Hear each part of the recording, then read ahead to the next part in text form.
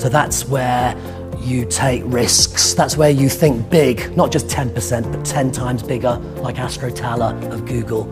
That's where you test out business models that could destroy your business model, but rather you do it than let your competition do it. Because you're going to have to update yourself, your mindset, and your business model multiple times in order to not just survive, but thrive in this new reality. I'm a great believer in serendipity, and when ideas and fresh perspectives collide, that's when new opportunities happen. When you look at these founder stories, in hindsight, you think, oh, that was always going to be successful. But what I've discovered through interviewing and studying entrepreneurs around the planet is that they're failure pioneers. They're great at failing fast and they don't give up. They have a Viking spirit called sisu. Sisu is a Finnish word and it means tenacity, courage and grit. And they use failure, they look at failure not as the opposite of success, but as a stepping stone to success. So you've got to be very clear about who you surround yourself with. Who are the top 5 people that you spend most time with in your life? Because they can make or break you.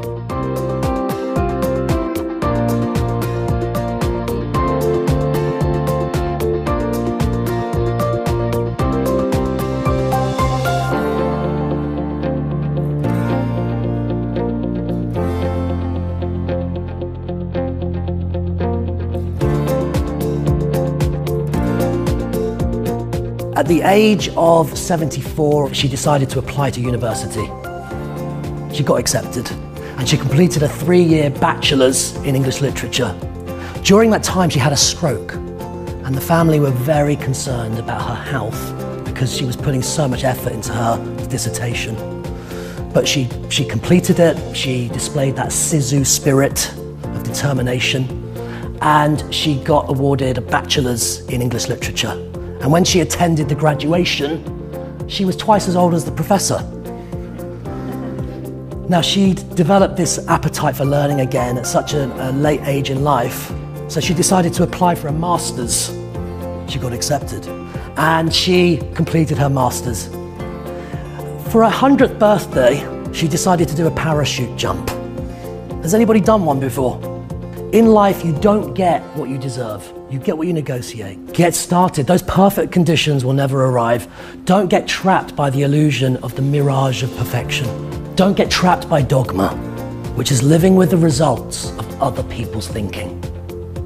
Don't allow the noise of other people's voices to drown out your own inner voice. So what happens is they end up defending the status quo of what they're doing for far longer than they should have. They lose sight of the outside world. So we've got all these disruptive forces at work now. So innovation is not a job title, a status, a department. Of course, when you go to many big companies, it's a department. What they need to do is actually create a culture of innovation where everybody's an innovator. I saw this done really well at Adobe. Every employee gets a pre-approved credit card for $1,000. Pre-approved.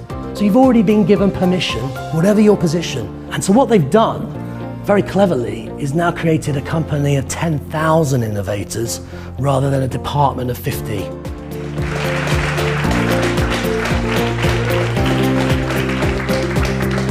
So it's not just an information evening, but it's more of a transformation evening because you then use it.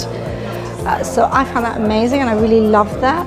And I loved his delivery and the way that he speaks. There's a lot of focus and a lot of clarity there. I think that he always, gives these passionate kind of talks in a way that just connects with you. That he wants to help you, he wants to give you a toolkit, a few, examples of what to do, what actions you can, take today to be a better and, create a better future.